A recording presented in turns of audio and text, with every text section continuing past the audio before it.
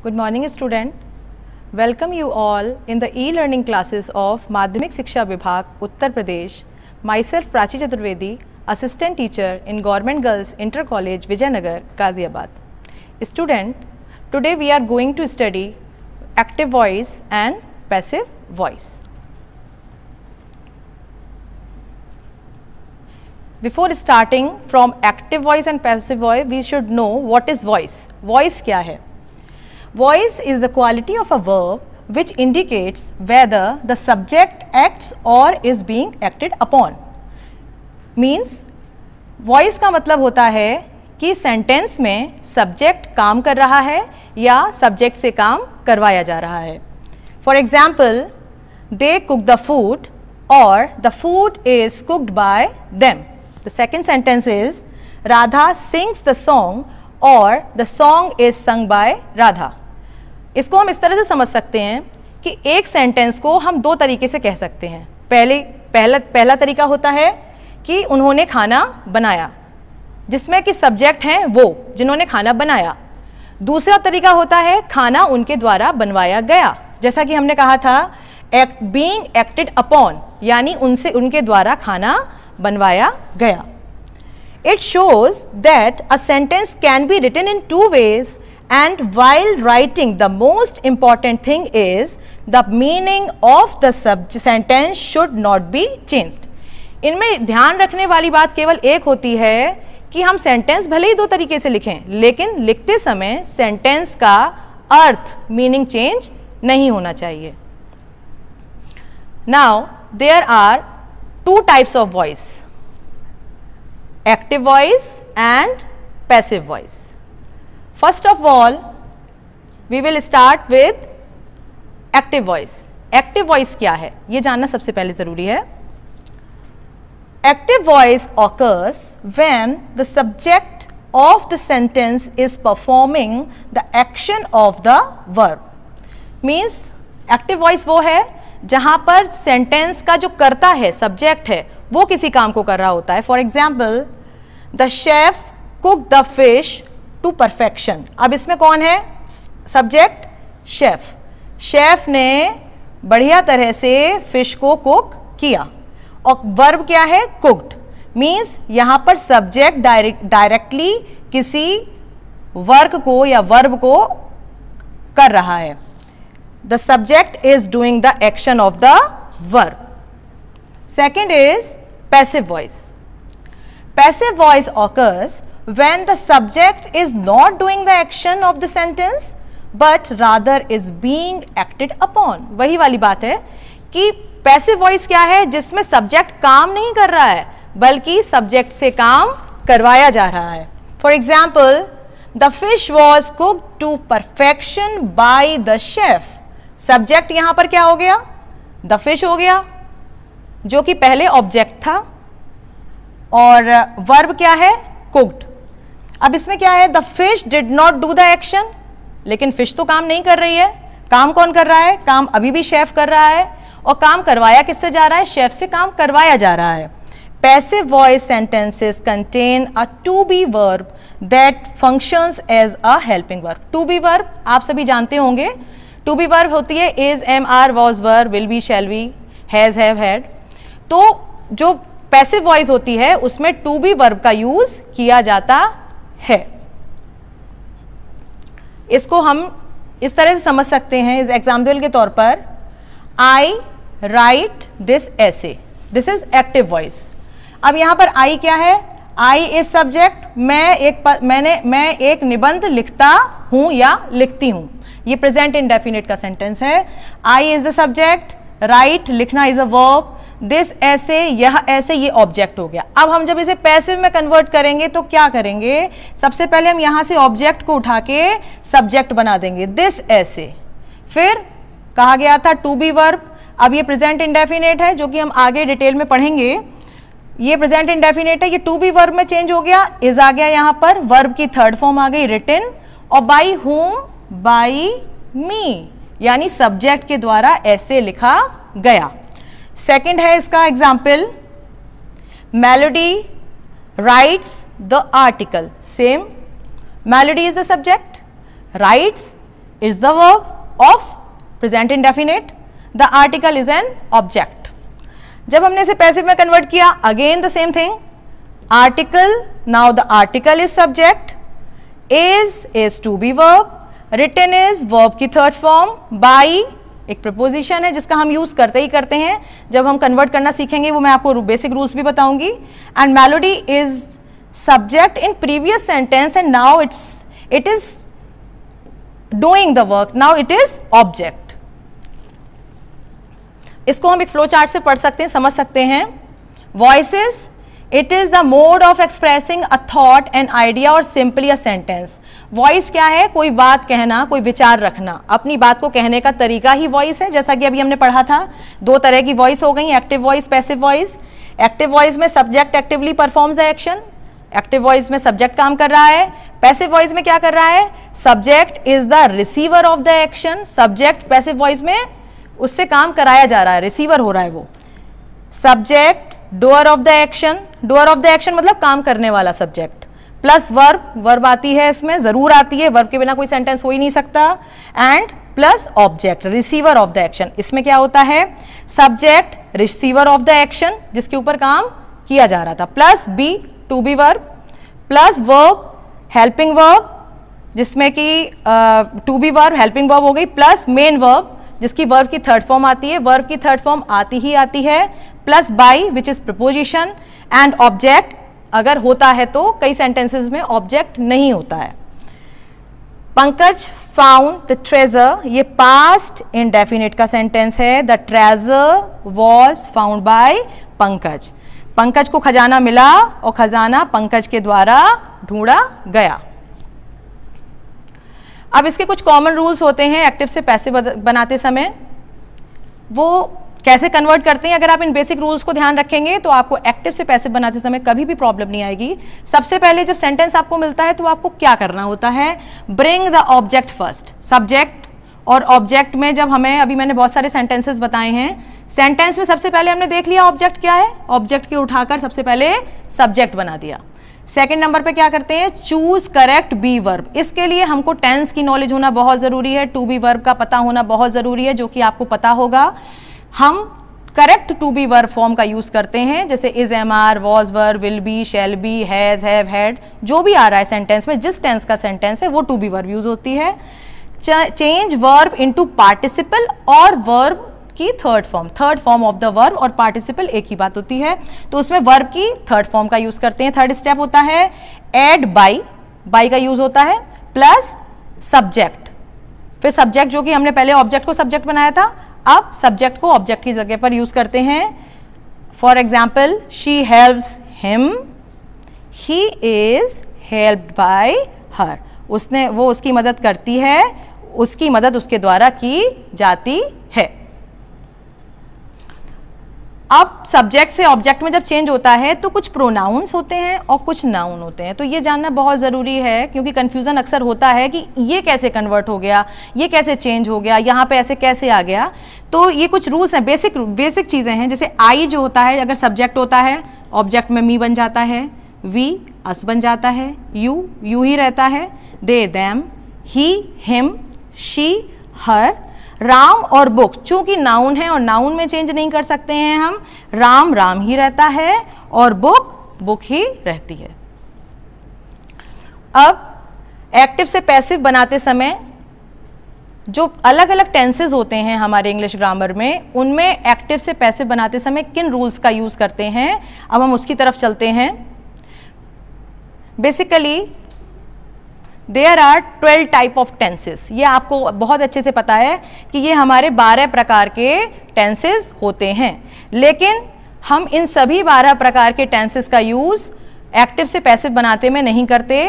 केवल हमारे 8 टेंसेस होते हैं जिनका यूज हम एक्टिव से पैसिव बनाते समय करते हैं. ये 8 टेंसेस हैं: प्रेजेंट सिंपल टेंस या present indefinite, present continuous, past simple या past present perfect, present perfect, past simple या past indefinite, past continuous, past perfect, future simple या फ्यूचर इंडेफिनिट, और फ्यूचर परफेक्ट। फ्यूचर के केवल 2 टेंस होते हैं जिनका यूज़ हम एक्टिव से पैसिव बनाते समय करते हैं। इन सभी टेंसेस से संबंधित कुछ रूल्स हैं जिनको आप ध्यान रखेंगे तो आपको कभी प्रॉब्लम नहीं आएगी। सबसे पहले हम टेंस में चलते हैं, सिंपल प्रेजेंट टेंस या present indefinite tense. Present indefinite tense में आपको इसकी जो बेसिक होता है कि प्रेजेंट इंडेफिनिट की पहचान कैसी होती है यह आपको मालूम होगा। अब मैं आपको ये बताऊंगी कि प्रेजेंट इंडेफिनिट में अगर एक्टिव सेंटेंस दे रखा है तो पैसिव सेंटेंस उसका कैसे बनाया जाएगा। पैसिव बनाते समय is, am, are plus verb की थर्ड फॉर्म, ये इसका बेसिक रूल है। अब हर सेंटेंस 3 तरह से बनाया जाता है। एक तो सिंपल सेंटेंस होता है, नेगेटिव सेंटेंसेस होता है और इंटेरोगेटिव सेंटेंस होता है। सबसे पहले हम सिंपल सेंटेंस या अफर्मेटिव की तरफ चलते हैं। ही लाइट्स द कैंडल में he is the subject, lights is the verb and candle is the object. अब हमने क्या किया, इसको उठाया यहां से द कैंडल को, क्योंकि ये ऑब्जेक्ट थी इसको सब्जेक्ट बनाया। The candle is lighted by him, by का यूज होगा ही होगा, और ही जो यहाँ पे सब्जेक्ट था इसको हमने ऑब्जेक्ट बना दिया। ये सिंपल सेंटेंस है। इसी का जब हम नेगेटिव सेंटेंस बनाते हैं तो क्या बनता है, he does not light the candle, क्योंकि हमें मालूम है प्रेजेंट इंडेफिनिट में डू नॉट और डज नॉट का यूज होता है, इसलिए यहां पर ही के साथ डज का यूज होता है। He does not light the candle. अब इसका जब हमने पैसिव वॉइस बनाई है तो क्या बनाएंगे, फिर से उसी तरह से the candle is not lighted by him, क्योंकि वर्ब की third form is essential part of passive voice. हमेशा वर्ब की थर्ड फॉर्म तो आनी ही आनी है। तीनों तरह के सेंटेंस में जब आप करके देख लेंगे तो आपको बहुत सहजता रहेगी, बहुत आपको समझ में आएगा। थर्ड चलता है इंटेरोगेटिव सेंटेंसेस, जिनमें हम क्वेश्चनिंग करते हैं, पूछते हैं। उसमें क्या करते हैं, डू यू ईट मीट। अब इसमें क्वेश्चन पूछा जा रहा है, इसको बनाते समय हम क्या करेंगे, is meat eaten by you, क्या तुम्हारे द्वारा मीट खाया जाता है, क्या तुम मीट खाते हो। और जब हम इसका पैसिव बना रहे हैं, क्या तुम्हारे द्वारा मीट खाया जाता है। सेकंड टेंस है प्रेजेंट कंटिन्यूअस टेंस, जिसमें किसी भी कार्य की निरंतरता दिखाई जाती है। इसको बनाते समय क्या करते हैं, इज, एम, आर और वर्ब की फर्स्ट फॉर्म में आईएनजी होता है प्रेजेंट कंटिन्यूअस में टेंस में, लेकिन जब हम इसका पैसिव बनाते हैं तब क्या करते हैं, क्योंकि वर्ब में आईएनजी तो लगा नहीं सकते, वर्ब में तो थर्ड फॉर्म ही आनी है, इसलिए इसमें क्या करते हैं, is, am, are plus being plus verb की थर्ड फॉर्म। सेंटेंस हम देखते हैं फिर उसी तरह से। Simple sentence, I am driving a car, मैं एक कार चला रहा हूं या चला रही हूं। A car is being driven by me, एक कार मेरे द्वारा चलाई जा रही है। Negative sentence, I am not driving a car, मैं कार नहीं चला रही हूं। Again, a car is not being driven by me, मेरे द्वारा कार नहीं चलाई जा रही है। Now in interrogative sentence, am I driving a car, क्या मैं कार चला रही हूं। पैसिव बनाते समय, is a car being driven by me, क्या कार मेरे द्वारा चलाई जा रही है। थर्ड टेंस है present perfect tense.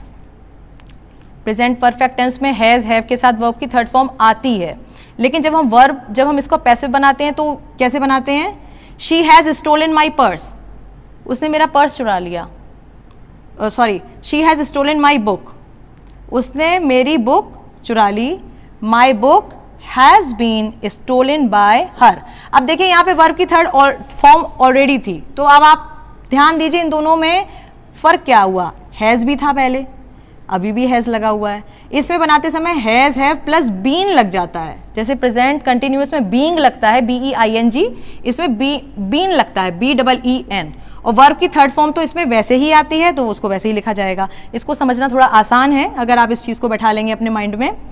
Negative sentence में, she has not stolen my book, उसने मेरी बुक नहीं चुराई है। My book has not been stolen by her, उसके द्वारा मेरी बुक नहीं चुराई गई है। बाई का मतलब होता है द्वारा, उसके द्वारा मेरी बुक नहीं चुराई गई है। इंटेरोगेटिव सेंटेंस में क्या है, has she stolen my book, क्या उसने मेरी बुक चुराई है। Has my book been stolen by her. तो ये हो गया प्रेजेंट परफेक्ट टेंस। अब हम चलते हैं सिंपल पास्ट टेंस या फिर पास्ट इंडेफिनिट। इसमें क्या होता है, पास्ट इंडेफिनिट में वर्ब की सेकंड फॉर्म आती है। जब बनाते हैं तब क्या करते हैं, वॉज वर्ब प्लस वर्ब की third form. She finished work, उसने काम खत्म कर लिया है। अब इसमें क्या होगा, वर्क वॉज फिनिश्ड बाय हर, बताया था पहले ही, इसमें वॉज और वर्क का यूज होता है। शी चूंकि सिंगुलर प्रोनाउन है इसलिए इसके साथ वॉज का यूज हुआ है, और फिनिश्ड वर्ब की थर्ड फॉर्म है। इसका नेगेटिव सेंटेंस देखते हैं, she did not finish work. इसके नेगेटिव एस्पेक्ट में डिड नॉट का यूज होता है, जैसे कि प्रेजेंट इंडेफिनिट में डू नॉट और डज नॉट का यूज होता है, इसमें डिड नॉट का यूज होता है। Work was not finished by हर, ये इसका नेगेटिव सेंटेंस बन गया। अब इसके इंटेरोगेटिव में चलते हैं, डिड शी फिनिश वर्क। अब इसमें जब डिड लग जाता है तो वर्ब में से ईडी हटा देते हैं या वर्ब की सेकंड फॉर्म की जगह फर्स्ट फॉर्म का यूज करते हैं, लेकिन पैसिव में ऐसा नहीं होता, पैसिव में थर्ड फॉर्म का ही यूज होना होता है। Was work finished by her, क्या उसके द्वारा काम खत्म किया गया। सेकंड, इसके नेक्स्ट टेंस है past continuous tense. Past continuous tense में क्या होता है, was verb plus being, again continuous है चूंकि, प्लस थर्ड वर्ब या वर्ब की third form. He was receiving his books. His books were being received by him. चूंकि यहाँ पे was है और वर्ब में ing है, प्रेजेंट कंटिन्यूअस की तरह से, उसमें बस इतना डिफरेंस है, उसमें is mr का यूज होता है, इसमें was वर्ब का यूज होता है। वर्ब में ing इसमें भी होता है, उसमें भी होता है। वर्ब की थर्ड फॉर्म इसमें भी लगती है, उसमें भी लगती है पैसिव बनाते समय। यहाँ पर वर लग जाता है क्योंकि his books, books is plural और प्लूरल के साथ वर आएगा, तो his books were being received by him। Negative sentence बनाते समय he was not receiving his books।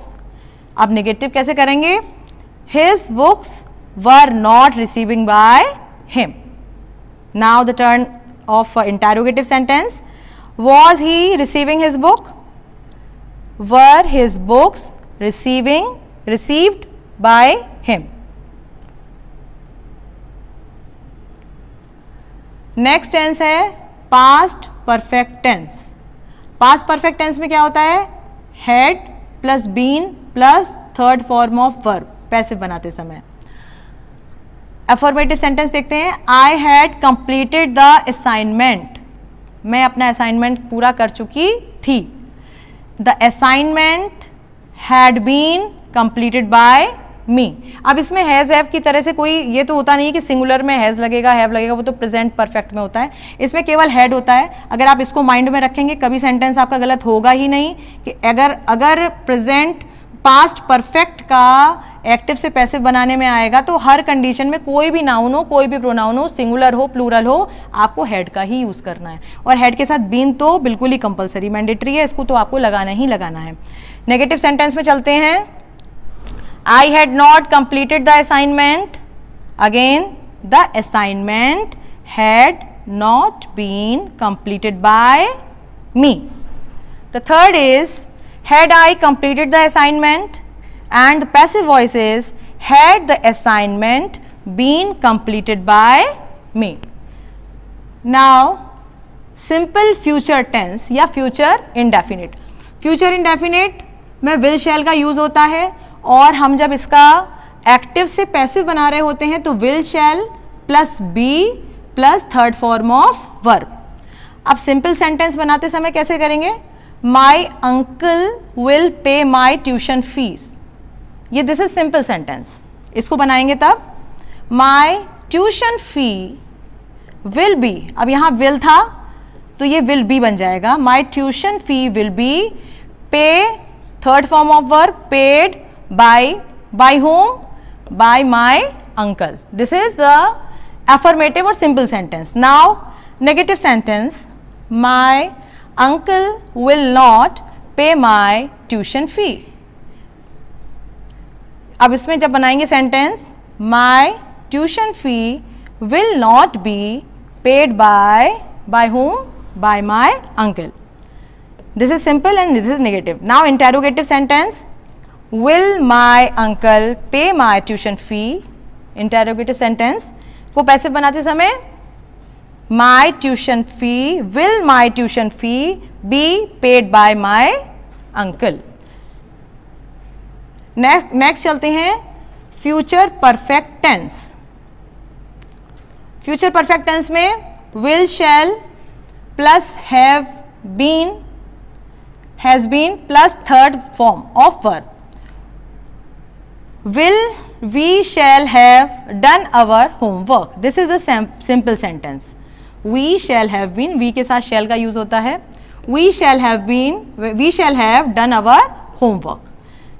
Passive बनाते समय our homework shall have been done by whom? By us। we is the subject, we is now placed here by us।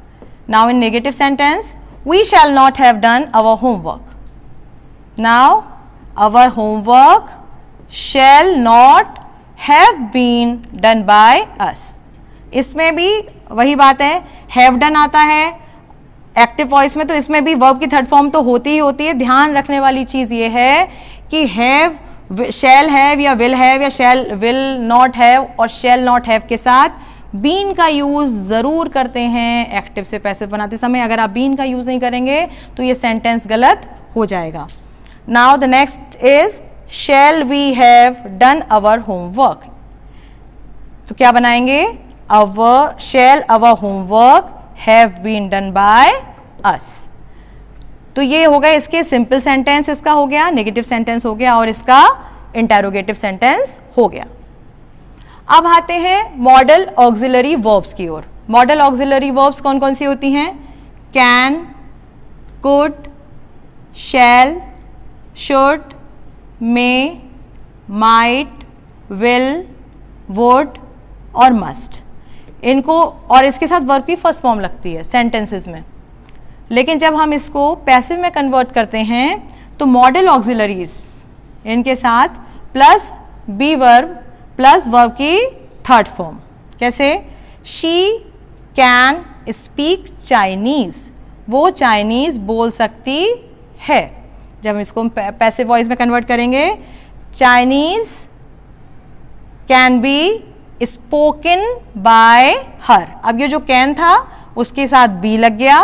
Verb की third form जैसा कि बताया था वो लगती ही लगती है और किसके द्वारा बोली जाती है? उसके, वो बोल सकती है, उसके द्वारा चाइनीज बोली जाती है। The second sentence is we must preserve the tiger. इसका पैसिव बनाते समय मस्ट दिखाता है कंपल्शन को कि हमें ऐसा करना चाहिए। अब बनाते समय क्या करेंगे? The tiger must be preserved. अब यहां पर बाई अस आ भी सकता है, मैंने पहले बताया था, लिख भी सकते हैं, लिखेंगे तो गलत नहीं होगा। और अगर बाई अस नहीं लिखा है तो भी सेंटेंस गलत नहीं है। अभी हमने जितना भी एक्टिव पैसिव पढ़ा है, अब एक बार हम उसका रिवीजन कर लेते हैं। ये कुछ सेंटेंसेस हैं, सारे टेंसेस के सेंटेंस हैं, इंपरेटिव सेंटेंस का भी एक सेंटेंस है इसमें। आप जब इसका रिवीजन करेंगे तो आपको इजीली समझ में आ जाएगा कि सेंटेंस एक्टिव से सेंटेंस को जब पैसिव में कन्वर्ट करते हैं तो कैसे करते हैं। फर्स्ट सेंटेंस है Lata sings lovely songs. Lata अच्छा गाना गाती है। पैसिव कैसे बनेगा? Lovely songs are sung by Lata. Lata के द्वारा अच्छा गाना गाया जाता है। ये प्रेजेंट इंडेफिनिट का सेंटेंस है और इसका पैसिव बन गया। सेकेंड सेंटेंस है we did not grow rice. ये पास्ट इंडेफिनिट का सेंटेंस है कि we did not grow rice. हमने चावल की उत्पत्ति नहीं की या हमने चावल नहीं उगाया। Rice was not grown by us. Passive बनाते समय चावल हमारे द्वारा उत्पादित नहीं किया गया। सेकंड सेंटेंस जो आपने किया है इसमें दो चीजें आपको याद आई होंगी। एक तो ये पास्ट इंडेफिनिट का सेंटेंस है और पास्ट इंडेफिनिट का भी ये नेगेटिव सेंटेंस है जो मैंने अभी आपको समझाए थे, असर्टिव सेंटेंस, नेगेटिव सेंटेंस और इंटेरोगेटिव सेंटेंस। तो ये नेगेटिव सेंटेंस है। थर्ड सेंटेंस है व्हाट डू यू वांट, तुमको क्या चाहिए। इसका बनाते समय बनाएंगे what is wanted by you.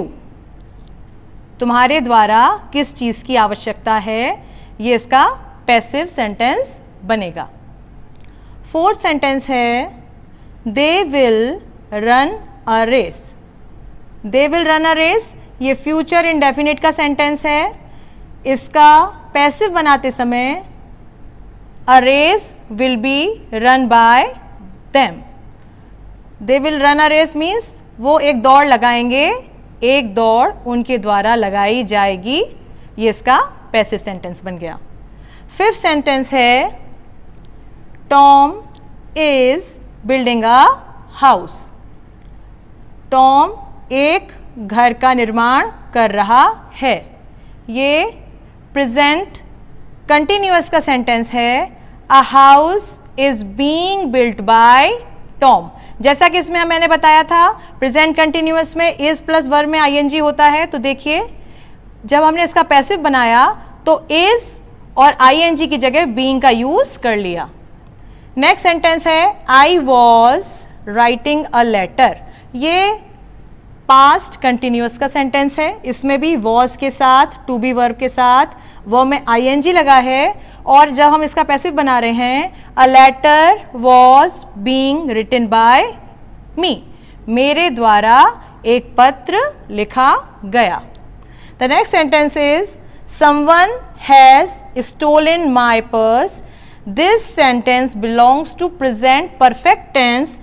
किसी ने मेरा पर्स चुरा लिया।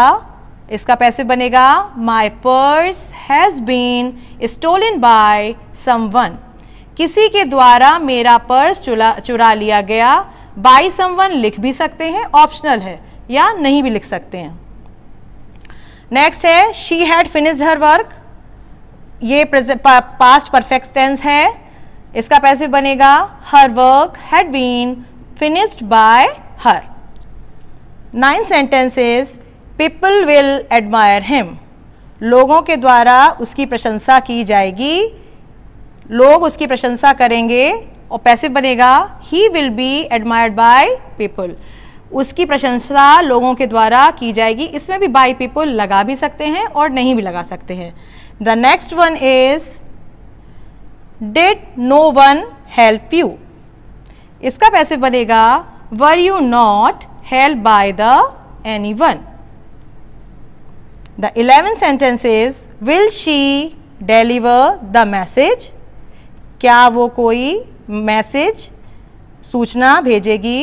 इसका पैसिव बनेगा will the message be delivered by her. क्या उसके द्वारा कोई मैसेज भेजा जाएगा। And the last sentence is respect your elders. ये इम्परेटिव सेंटेंस है जो कि हमें बता रहा है कि हमें अपने से बड़ों का सम्मान करना चाहिए। तो उसका कैसे बनाएंगे passive. Elders should be respected. बड़ों का सम्मान हमारे द्वारा किया जाना चाहिए। इस तरह से इन 12 सेंटेंसेस में उन सारे टेंसेस का रिवीजन हो गया।